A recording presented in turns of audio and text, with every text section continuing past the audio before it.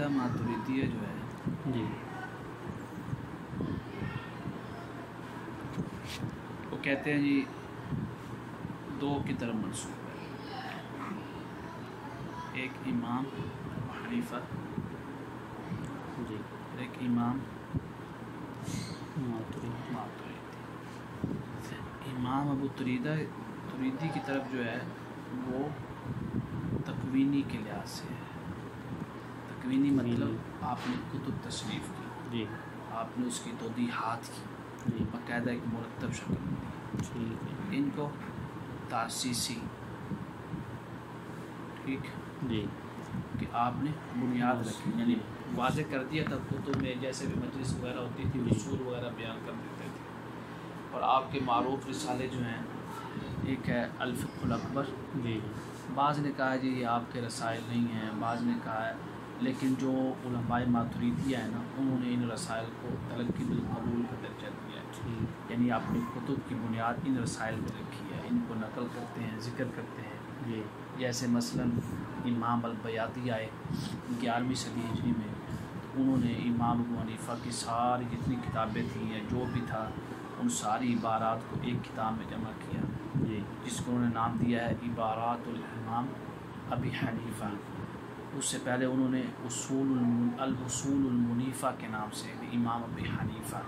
ٹھیک ہے، اس میں سارا جمع کیا، پھر اس کی مزید توضیحات کی جی عبارات الامام ابی حنیفہ کے نام سے، جیسے اتحاف السعادت المتقین میں امام زبیدی جو ہیں وہ ذکر کرتے ہیں کتب کا، اور دیگر یعنی جو بھی علماء ماتریدیہ ہیں ان رسائل کا ذکر کرتے ہیں۔ سب سے معروف رسالے جو ہیں ایک ہے الفقہ الاکبر، جی جس میں آپ نے مختصراً علم کلام کے مباحث کو نا ذکر کیا ہے۔ اس کے بعد آپ کا معروف اور جامع ترین رسالہ جو ہے، یعنی بڑا مفید ہے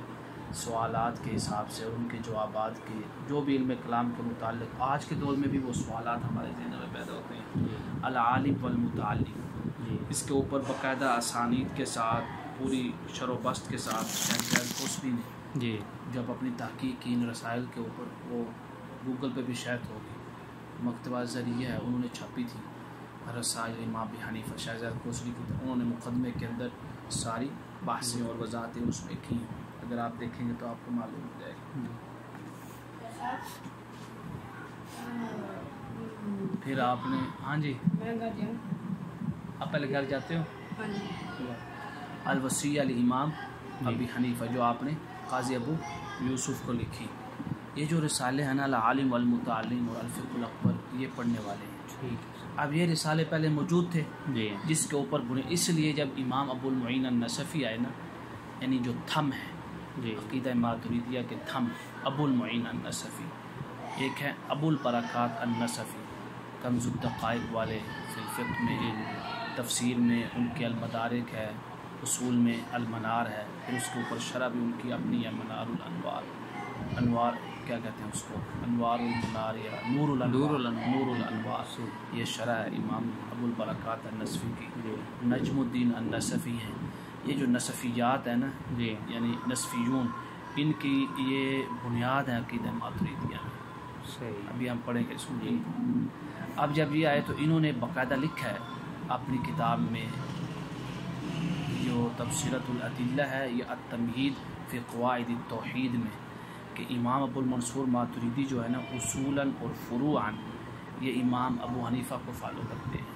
یعنی ان کی تقلید کرتے ہیں، تو لہٰذا وہ یہ کہنا چاہ رہے ہیں کہ امام ابو المنصور ماتریدی نے کوئی اپنی الگ بنیاد نہیں رکھی، بلکہ امام ابو حنیفہ ہی عقیدے کی بنیاد، اصول کی بنیاد رکھ گئے ہیں اور فقہ کی بنیاد بھی رکھ گئے ہیں۔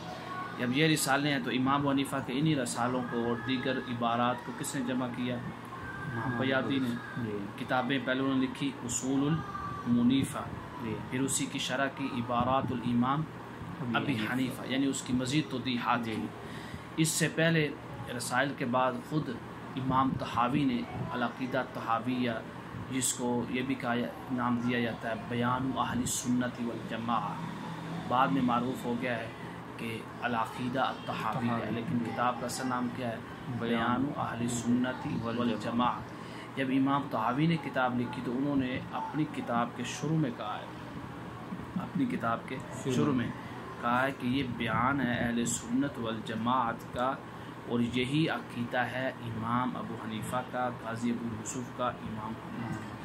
آپ نے نام لیا ہے کتاب شروع کرتے ہوئے۔ پتہ کیا چلا پھر امام طحاوی نے بھی جو عقیدہ طحاویہ لکھا ہے، وہ جو کتب کے اندر، فقہ کی کتب کے اندر یا دیگر کتب میں جو بھی ائمہ کی عبارات موجود تھیں عقیدے کے متعلق، انہوں نے انہی کو سامنے رکھتے ہوئے یہ کتاب مرتب کی ہے۔ تو یہ بھی دلیل ہے کہ امام ابو حنیفہ نے عقیدے کی بھی اصول ہے اس کی بنیاد رکھی، اور جو ابو المعین النصفی کا دعویٰ ہے وہ کسی حد تک صحیح ہے، درست ہے۔ اب جب آپ کے بھی رسائل ہو گئے، امام طحاوی آئے، پھر امام طحاوی کے اپنی کتاب ہوگی العقیدہ الطحاویہ یا بیان اہل سنت والجماعہ، پھر امام طحاوی کے بعد ان کے دور کے بعد جو ہیں امام ابو المنصور ماتریدی آئے۔ امام ابو المنصور ماتریدی آپ نے کئی کتابیں لکھی، اصل میں یہ سمرقند کے علاقے کے تھے، اور امام ابو الحسن الاشعری یعنی عقائد اشعریہ کے جو مؤسس ہیں اصول کے اعتبار سے ان کے ہم اثر ہیں، لیکن جو شہرت امام ابو الحسن اشعری کو ملی وہ ان کو نہیں ملی تھی۔ جو امام اشعری کی مقبولیت ہوئی ان کی حیات میں، وہ امام ماتریدی کی مقبولیت نہیں ہوئی، کیونکہ انہوں نے جو کتاب لکھی تھی مقالات الاسلامیین، اس کی وجہ سے بڑے معروف ہو گئے تھے اس کتاب کی بنیاد پہ، کیونکہ یہ کتاب ایسی تھی جس میں جتنے فرق تھے سب کے عقائد کو بیان کیا اور بڑی توضیح اور بسط کے ساتھ۔ اس کے بعد کیا ہوا، جب امام ابو المنصور، اس کے اوپر دلیل کیا ہے کہ امام ابو المنصور ماتریدی کو اپنے دور میں اتنی مقبولیت نہیں ملی، جنہوں نے فرق اور طبقات کے اوپر کتابیں لکھی تھی نا، جیسے ابن حزم ہے، ابن ندیم ہے، جنہوں نے فہرست لکھی کتب کے اوپر، اس کے بعد بغدادی ہیں، اس کے بعد کئی اور ماتریدی ہیں جنہوں نے امام ماتریدی کا ذکر نہیں کیا،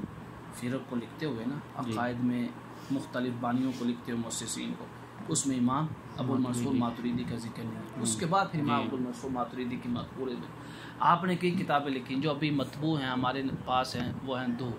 کتاب التوحید ہے اور طویلات اہل سنت۔ طویلات اہل سنت اصل میں آپ کی کتاب ہے تفسیر کی،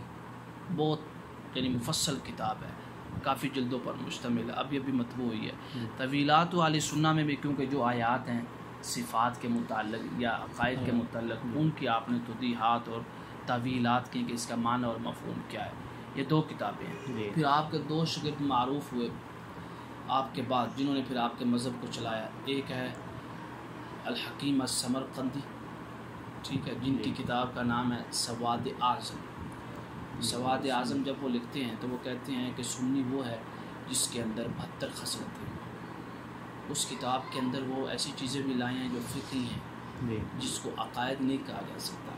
یا عقیدے کی بنیاد نہیں کہا جا سکتا۔